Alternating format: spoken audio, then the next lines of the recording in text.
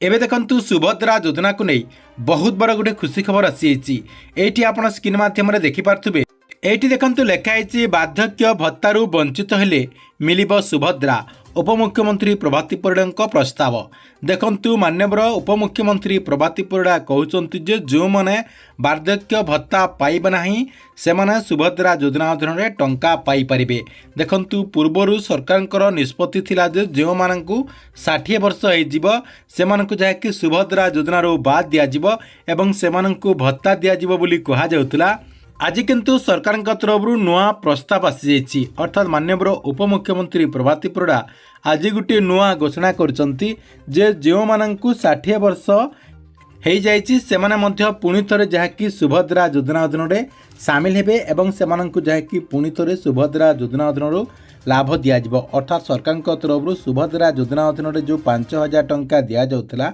सेमाने मध्य जेमिति पाउतले टंका सेमिति मध्य सेमाने टंकाटी पाई परिबे। तेबे काहेकि सेमानंकु सुभद्रा योजना अधीन टंका दिज्व एवं ए नै कौन इनफॉरमेशन रही एवं माननीय उपमुख्यमंत्री प्रभाती परिड़ा ए नै कौन घोषणा करछंती आपण जहाँकि ए वीडियो माध्यम रे जानि परिबे जहाँकि आपण मानकु ए वीडियो माध्यम रे से नै मु पूरा इनफॉरमेशन जणे देबी सेतिपाई वीडियोटी को बिना स्किप करिकी शेष पर्यंत देखंतु एवं जो मन चैनल को एजाए सब्सक्राइब करनांती चैनल को सब्सक्राइब कर दियंतु।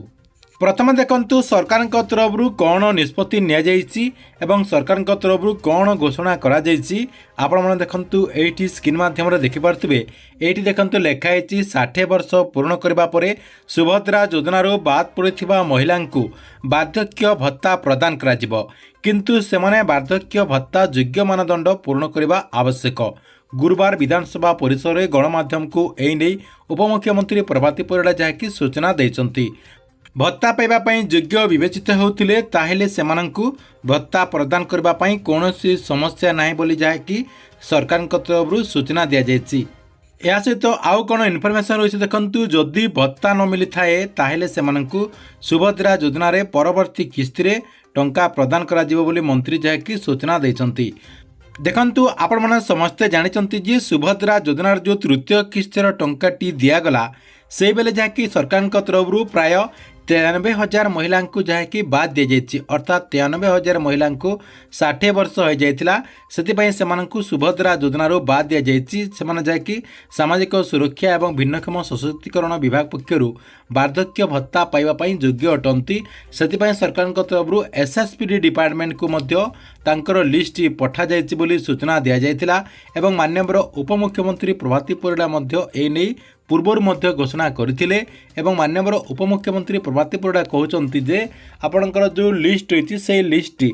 माननीय मुख्यमंत्री मोहन चरण मांझी पाखक मध्य पठा जाइछि किंतु सुभद्रा पाउथबा महिला भत्ता पाइबापी योग्य कि नुह ताहा अनुधान कराजिबो अर्थात सरकार तरफ अनुध्यान कराजिबो अनुध्यान कलापुरे जो माने विवेचित हेबे देखंतु पूर्वतन सुभद्रा हिताधिकारी को भत्ता प्रदान करबा पई कोनोसी समस्या नाही किंतु जो माने योग्यता पूर्ण करुनथिबे सेमानकु सरकार तरफ सुभद्रा किस्ती प्रदान जारी रहिबो अर्थात सेमाने रेगुलारली जेमिति सुभद्रा योजना अधीन टंका पाउचंती सेमाने मध्य रेगुलारली टंका पाई परिबे एने मंत्री एवं अधिकारी मानक सहित बसिकी आलोचना कला परे विधिवत भाव निष्पत्ति नियाजिबो बोली माननीय मंत्री जहाँकि सूचना देइचंती। तेबे सरकार तरफ गोटे अधिवेशन कराजिबो अर्थात आपनकर सरकार तरफ एने किछि गोटे आलोचना कराजिबो आलोचना हैला परे जहाँकि आपनकर मंत्री सहित किंबा अधिकारी मानक सहित एने आलोचना कराजिबो